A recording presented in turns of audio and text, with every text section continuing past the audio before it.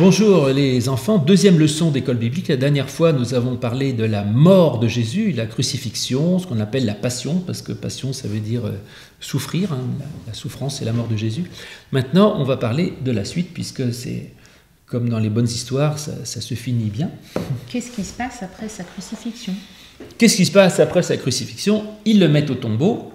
Donc la crucifixion a lieu normalement le vendredi soir, ce qu'on appelle le vendredi saint chez nous.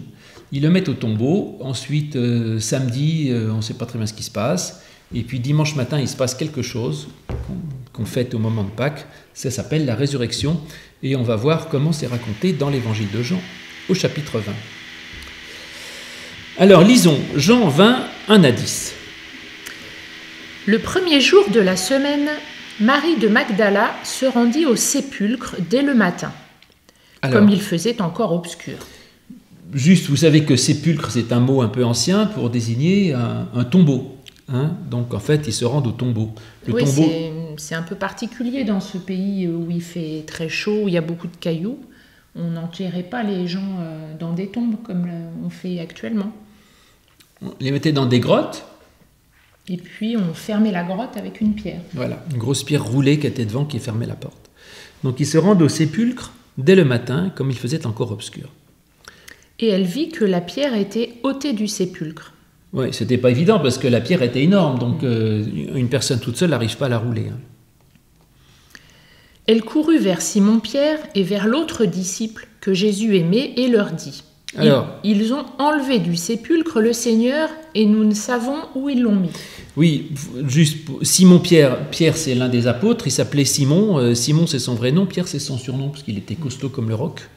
Simon-Pierre. Et l'autre disciple que Jésus aimait, il dit jamais son nom. En fait, c'est celui qui a écrit l'évangile de Jean. Donc l'autre disciple que Jésus aimait, c'est Jean. Voilà. Ils disent, ils ont enlevé du sépulcre le Seigneur. Donc en fait, ils arrivent et Marie Magdala trouve le tombeau vide. Donc elle a peur qu'on ait volé le corps, en fait, c'est ça? Ben, je pense, oui. Elle se dit, c'est bizarre, on ne sait pas où il est. Pierre et l'autre disciple sortirent et allèrent au sépulcre. Ils couraient tous deux ensemble. Mais l'autre disciple courut plus vite que Pierre et arriva le premier au sépulcre. S'étant baissé, il vit les bandes qui étaient à terre, cependant il n'entra pas. Simon-Pierre qui le suivait arriva et entra dans le sépulcre. Il vit les bandes qui étaient à terre et le linge qu'on avait mis sur la tête de Jésus, non pas avec les bandes, mais plié dans un lieu à part. Alors l'autre disciple, qui était arrivé le premier au sépulcre, entra aussi, et il vit, et il crut. Car il ne comprenait pas encore, selon l'Écriture, Jésus devait ressusciter des morts. Et les disciples s'en retournèrent chez eux. Alors les deux disciples, effectivement, ils vont. Alors c'est assez amusant, il y en a un qui court plus vite que l'autre. Mais il n'ose pas rentrer dans le sépulcre. Oui, le premier qui arrive, c'est Jean, apparemment. Il est plus jeune peut-être, qui court plus vite, mais il n'ose pas rentrer. Finalement, c'est le plus vieux, court moins vite, mais lui, il est plus courageux. Il rentre dans le sépulcre, dans la tombe. Qui a peut-être plus d'autorité aussi. Oui, peut-être. Plus d'autorité. C'est pas le plus rapide qui est forcément le meilleur. Hein. En tout cas, tous les deux. Alors, ce qui est amusant, c'est qu'on nous dit il vit et il crut. Alors, il vit quoi et il crut quoi? Il vit pas grand-chose, puis il n'y avait plus rien. Exactement. C'est vrai que c'est assez amusant. Il vit qu'il y avait Jésus qui était plus. Et il crut. Alors, qu'est-ce qu'il crut? Eh bien, ça, c'est une bonne question. Moi, j'aime beaucoup cette histoire du tombeau vide parce que, en fait, on ne sait pas sous quelle forme Jésus est ressuscité, on va le voir tout à l'heure, mais la première chose, c'est que le tombeau est vide, c'est-à-dire qu'il n'y a pas de corps. Le corps physique n'est plus là. Voilà, le corps physique n'est plus là.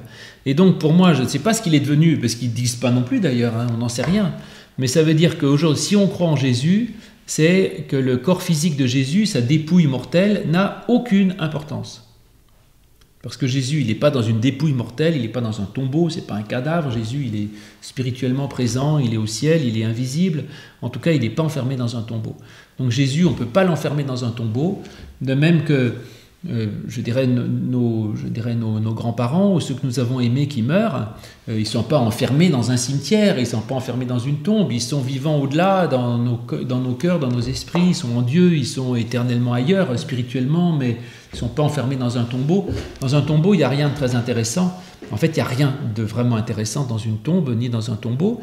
Et je crois que c'est ça qu'il dit. Pierre, il est là à essayer de chercher un cadavre. On dit, mais on s'en fiche de la dépouille de Jésus. Jésus, il est complètement ailleurs. Et donc, il comprend que dans le tombeau, il n'y a rien, que la dépouille de Jésus n'a aucune importance, que le corps de Jésus n'a aucune importance, que le tombeau n'apporte rien, et que Jésus, il est autrement et ailleurs. Donc, il croit que justement, Jésus, il est d'une autre manière, pas physiquement, mais spirituellement. Enfin, c'est comme ça que je vois les choses. Donc pour résumer, c'est important qu'il n'y ait plus le corps, pour pas que les gens s'attachent à ce corps et le vénèrent et les obliger à passer à autre chose, en fait. Oui, c'est vrai. Sinon, il y aurait peut-être eu des pèlerinages pour aller voir le corps du Christ et tout ça. Donc effectivement, oui, il faut passer à autre chose, ce qui n'est pas évident, parce qu'on cherche toujours les traces matérielles. Et puis l'histoire continue. Alors, toujours dans Jean 20, à partir du verset 11. Cependant, Marie se tenait dehors, près du sépulcre, et pleurait. Comme elle pleurait, elle se baissa pour regarder dans le sépulcre. Et elle vit 2 anges vêtus de blanc, assis à la place où avait été couché le corps de Jésus, l'un à la tête, l'autre aux pieds. Ils lui dirent : « Femme, pourquoi pleures-tu » Elle leur répondit : « Parce qu'ils ont enlevé mon Seigneur et je ne sais où ils l'ont mis. » En disant cela, elle se retourna et vit Jésus debout. Mais elle ne savait pas que c'était Jésus. Jésus lui dit : « Femme, pourquoi pleures-tu ? Qui cherches-tu » Elle, pensant que c'était le jardinier, lui dit : « Seigneur, si c'est toi qui l'as emporté, dis-moi où tu l'as mis, et je le prendrai. » Jésus lui dit : « Marie. » Elle se retourna et lui dit en hébreu « Rabouni », c'est-à-dire « maître ». Jésus lui dit : « Ne me touche pas, car je ne suis pas encore monté avec mon Père.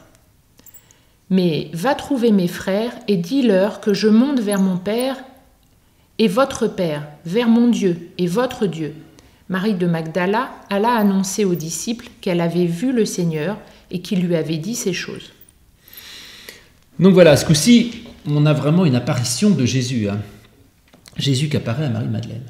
Et donc à une femme.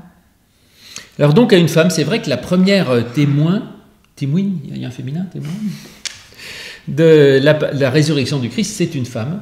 Et c'est aussi la première qui sera envoyée par Jésus pour l'annoncer. Donc ça, on a beaucoup dit, Marie sera la première apôtre, enfin la première personne qui témoigne de l'évangile. Et c'est pour ça d'ailleurs que dans nos églises, il y a des femmes pasteurs. On considère que les femmes, évidemment, sont tout à fait dignes d'annoncer la résurrection du Christ, puisque Jésus, la première personne qu'il envoie, c'est une femme. Donc je ne vois pas pourquoi il n'y aurait pas de femme pasteur. Après, ça se passe en plusieurs étapes. Elle ne reconnaît pas tout de suite Jésus. Elle ne le reconnaît pas tout de suite parce que, apparemment, le Jésus ressuscité, il n'est pas évident à reconnaître. C'est-à-dire que le Jésus ressuscité, c'est pas coucou, me revoilà, comme s'il se relevait du tombeau et réapparaissait de la même manière. C'est évidemment une autre façon d'apparaître. Donc, il découvre que Jésus est vivant d'une certaine manière et qu'elle l'accompagne. Maintenant, est-ce que c'était une présence très corporelle ou pas corporelle ? Ça, c'est très discuté. Il y a des chrétiens qui croient dans la résurrection corporelle. Ils disent que Jésus apparaît à Marie-Madeleine, que vraiment il est corporellement présent. Et d'autres disent que en fait, c'est une façon de parler et que Jésus, il est présent comme je peux dire que mes grands-parents m'accompagnent dans ma vie parce que même s'ils sont morts, d'une certaine manière, tout ce qu'ils m'ont apporté continue d'être vivant. Donc il y a les deux extrêmes, les deux positions possibles et vous avez tout le loisir soit de croire à une résurrection très corporelle, soit une résurrection moins corporelle. En tout cas, là, ce qui est certain, c'est que le Christ ressuscité, il n'est pas évident à découvrir. Et de toute façon, il ne lui apparaît pas exactement sous la même forme, puisqu'elle ne le reconnaît pas. Sinon, elle l'aurait reconnu directement. Absolument. Alors, ça montre aussi que pour nous, on nous dit Jésus est ressuscité. C'est pas facile pour un chrétien de comprendre que Jésus est ressuscité, de comprendre de quelle manière il vit avec nous. Parce que nous disons, Jésus est vivant au milieu de nous, il nous accompagne, il a dit là où 2 ou 3 seront réunis en mon nom, je serai au milieu d'eux. Donc on dit le Christ est avec nous, mais sous quelle forme ? C'est pas simple. Et en fait, Jésus nous accompagne beaucoup et on a du mal à le savoir et à le reconnaître parce que c'est pas une présence comme toi ou moi qu'on peut reconnaître telle qu'elle, c'est un autre type de présence. Et puis il y a ces anges aussi qu'elle voit. Alors ça c'est intéressant, c'est vrai que la première chose qu'elle voit c'est des anges. Alors on posait le même problème, il y a des gens qui croient aux anges avec des ailes et comme des personnages qui volent. moi, les anges, je crois plutôt que dans la Bible, ce sont des façons de parler, parce que ange, en grec comme en hébreu, ça veut dire messager. Donc un ange, c'est un messager, c'est un porte-parole. Autrement dit, qu'est-ce qui fait apparaître Jésus? C'est dans la parole. Et c'est vrai que qu'est-ce qui nous reste de Jésus? Il nous reste l'évangile. Donc sa parole, ce qu'il a dit, ce qu'il a fait, ce qu'il a transmis, ce qu'il a prêché. Donc elle n'a plus le Jésus en chair et en os, mais elle regarde dans le tombeau, il n'y a plus le corps, mais il reste 2 anges, c'est-à-dire qu'il reste sa parole. C'est vrai pour nous, hein. On n'a pas de Jésus encore en chair et en os, mais on a la parole de Jésus, elle est là-dedans. Et donc c'est la première chose qu'on voit. Voilà, c'est ça. Elle a d'abord la parole et c'est grâce à ces anges qu'elle va comprendre que Jésus est encore là. Oui, j'aime bien ça. Effectivement, elle a d'abord la parole, c'est comme nous, et ensuite, quand on se met au milieu de cette parole, et bien au milieu de ça, il y a la présence du Christ qui apparaît petit à petit, et on ne la comprend pas tout de suite. C'est vrai pour vous, les enfants, nous on vous donne la parole, vous entendez la parole de Jésus, est-ce que pour vous Jésus est présent? Peut-être que vous êtes comme Marie-Madeleine, vous ne savez pas très bien, vous avez déjà la parole, mais si vous travaillez cette parole, qu'on l'écoute, qu'on la vit, qu'on la médite, qu'on la réfléchit, petit à petit, il y a une présence qui se fait, qui est celle du Christ, et qu'on ne reconnaît pas tout de suite, mais qui est réelle. Et puis qui apparaît parfois, même dans le jardinier, même dans les événements qui se passent peut-être autour de nous. On va peut-être arriver à reconnaître Jésus dans les différents événements qui sont autour de nous, peut-être. Ah oui, ça peut être une idée, je n'avais pas pensé à ça. C'est vrai que souvent on dit, elle croit que c'est le jardinier, c'est-à-dire qu'elle ne comprend rien, mais peut-être qu'effectivement c'était vraiment le jardinier en fait. Et que parfois le Christ, où il y a des choses très bonnes qui nous sont données par des personnes et qu'il faut reconnaître, le Christ déguise sous différentes formes pour nous apporter des bonnes nouvelles et des choses positives peut-être. Hein. Et qu'en fait Jésus est présent sous des tas de formes différentes. Aujourd'hui, c'est possible. C'est vrai ça. Et donc Jésus n'est pas facile à reconnaître, effectivement, et puis il apparaît comme sous une forme qu'on ne comprend pas très bien, mais par contre, à un moment donné, Jésus l'appelle par son nom, Marie. Et ça, c'est évidemment formidable quand on comprend que Jésus est mon interlocuteur, c'est mon ami, il est présent, il est avec moi, il m'accompagne, même si ce n'est pas évident.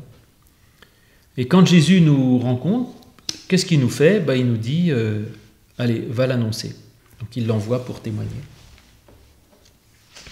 Et donc voilà en gros, c'est l'histoire de cette résurrection, donc du Christ qui est vivant. Sous quelle forme, ça je vous laisse voir, mais en tout cas, ce que nous croyons, comment il est apparu à l'époque plutôt, j'en sais rien, mais ce que je sais, c'est qu'aujourd'hui, Jésus est encore vivant et il peut encore nous apparaître, mais aujourd'hui, c'est évidemment pas physiquement. Personne ne rencontre Jésus dans la rue et lui serre la main. Donc aujourd'hui, Jésus nous apparaît évidemment dans la parole, dans notre foi, dans notre prière, dans notre pensée, dans beaucoup de choses, ou à travers des personnes qui ont une présence un peu christique, pourrais-je dire. Mais évidemment qu'aujourd'hui, Jésus nous apparaît d'une façon invisible et souvent difficile à comprendre, à reconnaître. Voilà, mais c'est difficile, il ne faut pas se décourager, parce que même des personnes qui ont vraiment bien connu Jésus ne le reconnaissent pas tout de suite. Alors pour nous, il ne faut pas se décourager, je pense. Il faut continuer d'étudier la parole, et puis petit à petit, on pressent, on aperçoit Jésus. Et voilà. C'est très bien. Ça me convient très bien. Voilà pour l'apparition de Jésus à Marie-Madeleine. Et il y a un autre récit d'apparition que nous allons voir dans quelques minutes.